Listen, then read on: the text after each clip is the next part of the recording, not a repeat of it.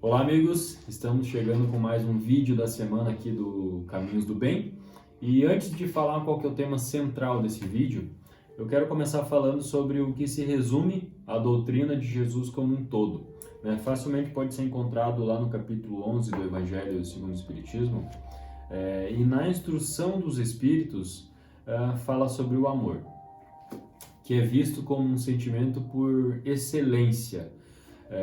Os sentimentos, então, são instintos elevados à altura de um progresso feito. Então, a gente vai progredindo essa forma de entender o que é o amor. Em sua origem, o homem só tem instintos. E quando avançando, aos poucos, quando avançado esse progresso, quando corrompido, ele passa a ter sensações. Quando instruído e depurado, ele passa a ter sentimentos, e esses sentimentos precisam ser aflorados e trabalhados, até chegar ao sentimento que é o amor. E o ponto delicado desse sentimento é, de fato, o amor, mas não no sentido vulgar do termo, não no sentido também só de casal, de relação de marido e mulher, namorado, namorada. Por exemplo, seria um sol interior que condensa e reúne em seu ardente foco nas relações sobre-humanas. Então, a lei do amor, ela extinguiria por si só todas as misérias e sofrimentos da alma. E nesse vídeo eu vou falar em específico sobre o amor próprio. O que é o amor próprio e qual que é a diferença de amor próprio e egoísmo. Vamos lá.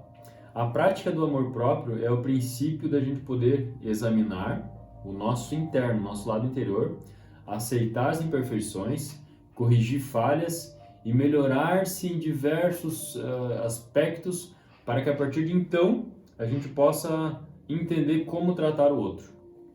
A partir dessa reforma íntima, que é diferente daquele martírio íntimo como alguns costumam confundir.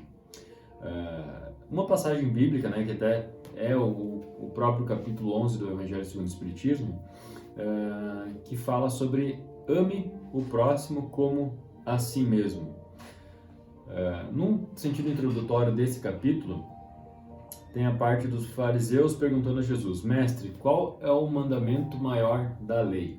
Jesus responde: Amarás o Senhor teu Deus de todo o coração, de toda a tua alma e todo o teu espírito. Esse é o maior e o primeiro mandamento.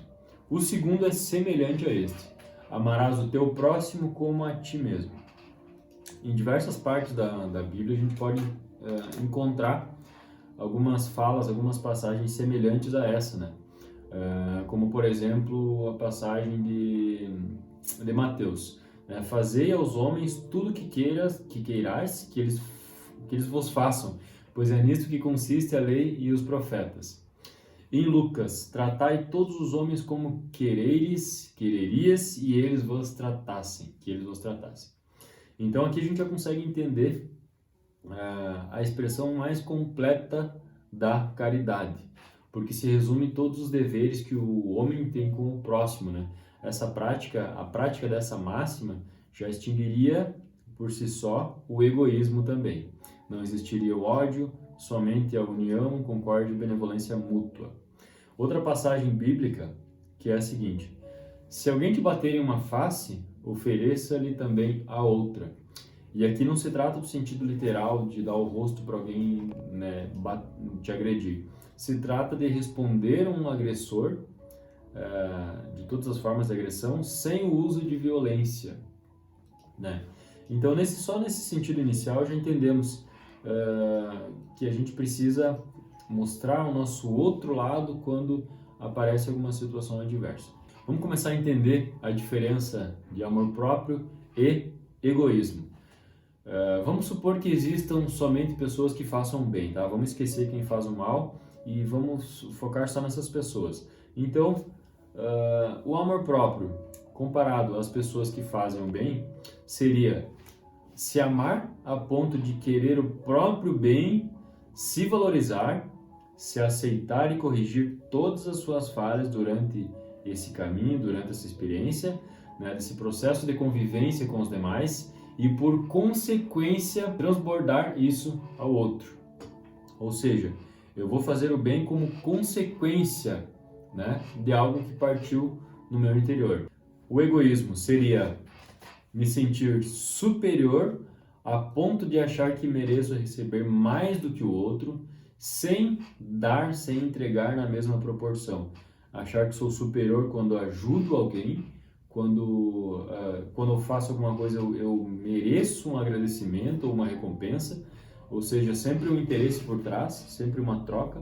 Então eu faço isso como essência, né? Fazer o bem primeiro ao outro antes de fazer para mim mesmo.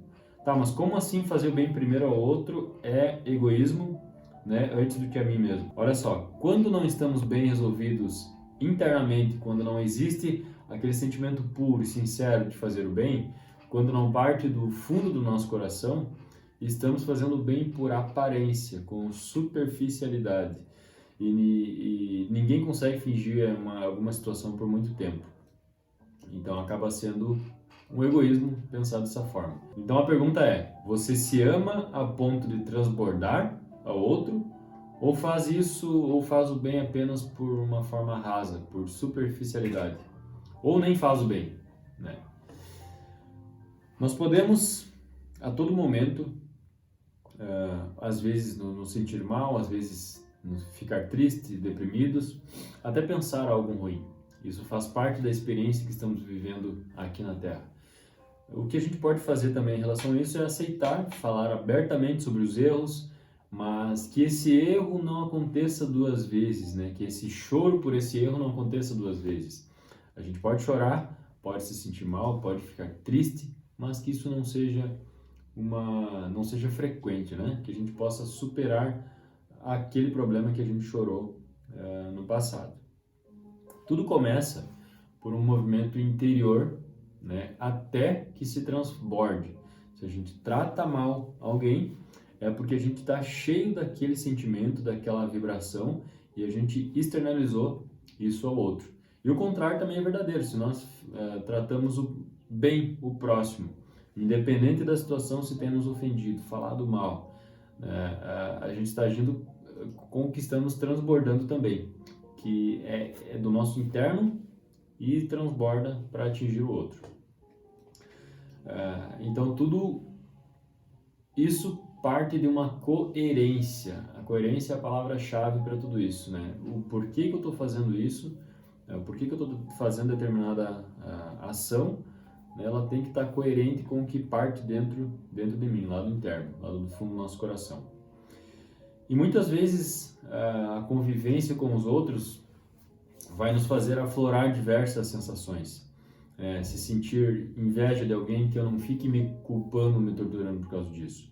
E sim que eu busque raciocinar de uma forma tranquila e serena, buscando entender de onde vem tudo isso. Porque o porquê isso está acontecendo, e no movimento de leveza ir administrando tudo isso. O foco é acalmar essa demanda, né, de pensamentos ruins, porque ela realmente existe.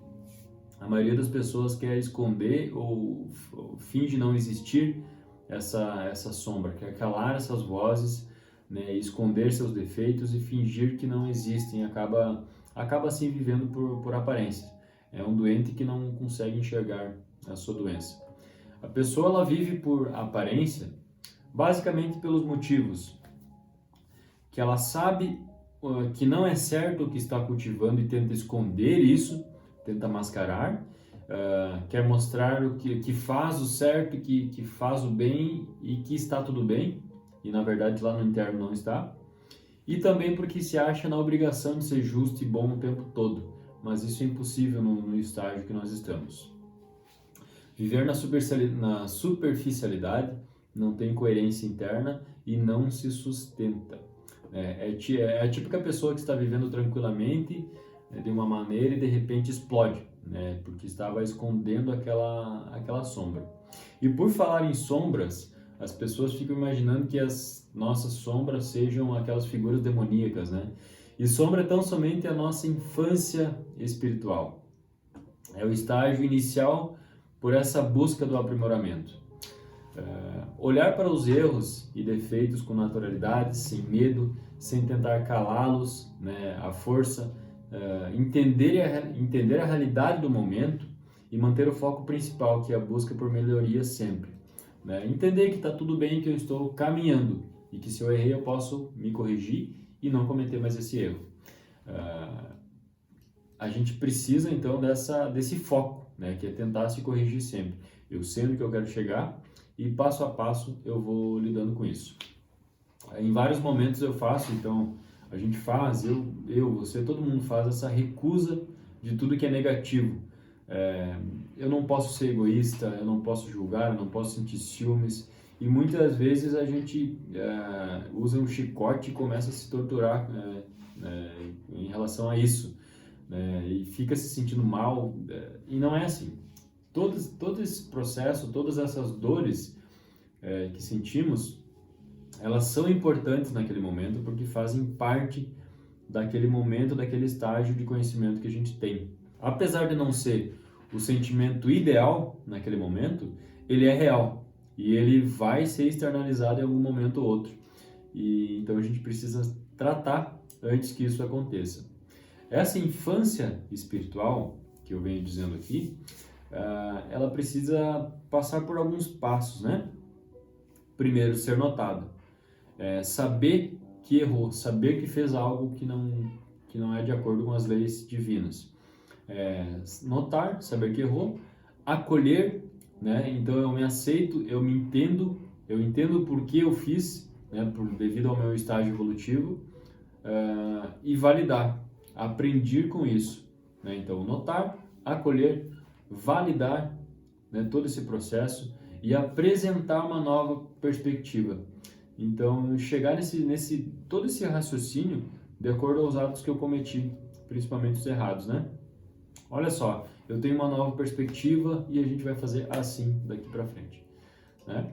Aí vai lá, busca o evangelho, busca livros, palestras, reuniões produtivas, pessoas que pensem algo em relação a esclarecimentos, né, sobre espiritismo ou qualquer religião que seja, né? Se você for se tornar uma pessoa melhor, é o que vale, é o mais válido, né?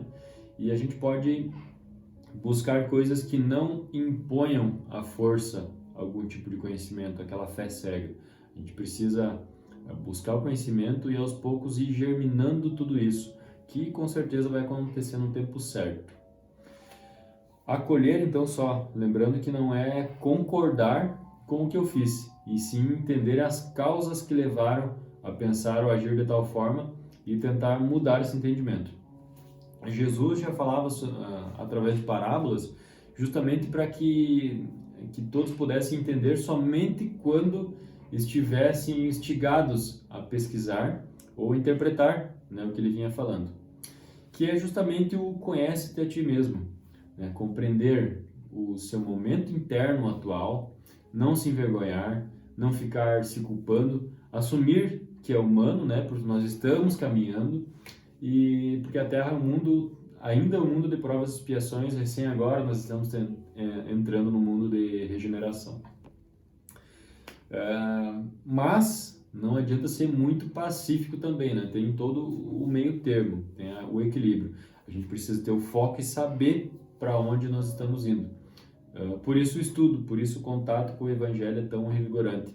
É esclarecedor cada vez que a gente abre um capítulo e percebe que faz sentido e consegue aplicar no dia a dia.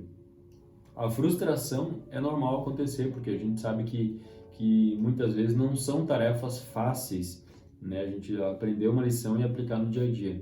E é preciso muita prática e disciplina para colocar para praticar o que está escrito no Evangelho. A gente estuda, internaliza, parte de si próprio e pratica nas relações que nós temos no dia a dia com o outro, principalmente as pessoas mais próximas, né? Nossa família, nossos amigos. Então, como a gente faz para ser indulgente, para perdoar o outro também, que também faz parte do amor próprio, o perdão, que o Pedro já falou no vídeo da semana passada e na palestra, no encontro de semana passada. O perdão, então, significa a maior compreensão da tal infância espiritual que eu falei anteriormente. Então, vamos fazer um comparativo. Eu estou entrando na faculdade e vejo as crianças lá das séries iniciais, na pré-escola, primeira série. Eu olho para aquelas crianças num contexto de afeto, né? Eu tenho a plena certeza que aquelas crianças vão passar por todo o processo educacional e vão evoluir. Eu tenho a plena certeza disso, que só não vai evoluir quem não quiser. E Jesus olha assim para nós, né? Quando nos vê batendo cabeça na nossa infância espiritual, Ele sabe que nós vamos caminhar e nós vamos crescer, cada um no seu tempo, né? Mas é a programação evolutiva de estarmos expostos à matéria, a bênção da convivência com o próximo, né? E que é onde a verdade se apresenta, né? Nessa relação com o outro. Por isso que eu sempre digo e que todas as pessoas que falam sobre espiritismo dizem que o centro espírita mais importante é o interno. Ou o seu templo religioso, a sua igreja, né? É o interno, é a sua casa, é o seu lar, é o seu pensamento. É dali que vai partir todo o respeito, transbordar tudo aquilo que você vai apresentar ao outro. Então o convite que eu preciso fazer a mim mesmo é: como eu posso olhar a manifestação da infância espiritual das pessoas que me cercam? Porque eu vou ver pessoas errando, eu vou ver pessoas batendo cabeça, né? E como que eu vou olhar para elas em relação a isso? Será que é da mesma forma que eu olhei para aquelas crianças no maternal, né? Ou como adversários, como pessoas, como superior a elas, né? Então, quando a gente entende, quando a gente aceita que esse processo evolutivo vai acontecer, eu fico mais tranquilo. A proatividade e o foco nesse farol, né, de Jesus é importante para a gente conseguir entender o outro o tempo todo. E assim pode-se dizer que o perdão se torna tão pouco necessário porque a compreensão já se dilatou tanto, já expandiu tanto que eu percebo que o outro já está caminhando também, né? E está tudo bem. Então, buscar esse equilíbrio, buscar visualizar numa ótica certa. Mas eu também preciso ser firme em alguns momentos, em outros mais relevante. Eu preciso ir ajustando isso o tempo todo, né? São exercícios diários que a gente pratica na relação com o outro. Aí a gente entra numa outra questão, né? Falando por amor, tem pessoas que sofrem por amor. Todos nós sofremos por amor, vamos sofrer ou já aconteceu isso alguma vez na vida. E isso acontece, né? Porque nós achamos que já sabemos amar, ou amamos cegamente. O amor é um sentimento um pouco mais sofisticado do que esse simples, né? De a gente achar que já ama. Não é ditamente uma ação, é um processo que a gente vai evoluindo e vai estudando ao longo do tempo. Então, vigiar os nossos atos, se manter sempre atentos, e a gente precisa saber quando perde o rumo e tentar corrigir. Tem uma relação assim bem simples de entender, que é a seguinte: a nossa emoção sinaliza o que está acontecendo. A razão, a fé raciocinada, organiza essas ações. E o espírito traz a instrução de como seguir a partir dali. E o corpo é a oportunidade de manifestar todos esses estágios, né? Então, a oportunidade são nas coisas básicas do dia a dia. Quando a gente acorda, vai lá, chuta a quina do armário, já sai xingando todo mundo, aí o seu filho, a sua irmã, a sua namorada já vira a xícara do café de manhã cedo, você já xinga ela, você já sai no trânsito, já sai buzinando e sem paciência xingando todo mundo, e já estraga o dia todo, né? Então, por que a gente escolhe permanecer nessa vibração e estragar o resto do meu dia por uma ação que ocorreu pela manhã? A gente pode pensar na hora que aconteceu, aceitar o que aconteceu e passar adiante, relevar e voltar ao seu nível de tranquilidade. E escolher não valorizar determinadas coisas desprazerosas, né? Entender isso como lição e sem se culpar por isso. Dei agora situações simples do dia a dia, mas pode ser algo mais complexo, né? olhar para tudo isso de uma forma, entender que é um aprendizado, não é fácil muitas vezes, mas é uma prática. E da próxima vez que você entender como prática, você vai sofrer menos tempo durante o dia. Antes eu estragava todo o meu dia, agora eu já consigo ficar estressado 3 horas. Aí no próximo momento eu já vou conseguir ficar 1 hora. Vai chegar um determinado momento que eu vou dizer, aconteceu isso, ok, beleza, já entendi, já aprendi com isso e tá tudo certo, eu vou começar do zero daqui a minha tranquilidade. Então esse é o caminho, né? E um simples resumo para a gente poder fechar toda essa conversa do vídeo de hoje. Nós precisamos estar em conexão conosco mesmo, sempre com foco no que é maior, no que é o nosso guia, o nosso foco, que é Jesus. Mas também reconhecer e valorizar a alegria que é estar aqui nesse plano com todos os nossos semelhantes, nesse processo que ainda está em construção, todos os dias, né? Buscando esse autoexame, buscando entender tudo de uma forma mais leve, ser mais amáveis conosco mesmo primeiro, e que a gente possa transbordar isso para os demais. Então, quando a gente faz isso, a gente é coerente da nossa vida, do nosso propósito. É saber para onde estamos indo, mas vivendo de uma forma mais intensa, sábia, leve e doce possível. Algumas frases, né, que eu entendi deste capítulo que a gente pode encerrar o vídeo de hoje.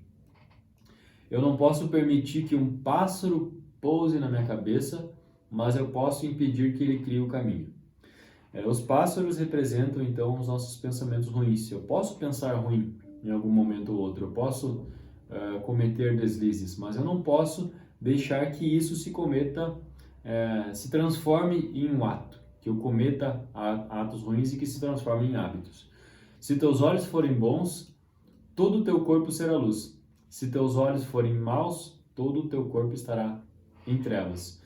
No sentido literal, logicamente que não se remete aos órgãos físicos, né, aos olhos, mas da perspectiva que temos em relação aos outros e a todas as situações. Então, eu espero que tenha ficado um pouco mais claro para você esse entendimento sobre o amor próprio. Obrigado por ficar até o final. E na semana que vem vai ter mais vídeos sobre o Espiritismo aqui no Caminhos do Bem. Um abraço e boa semana a todos.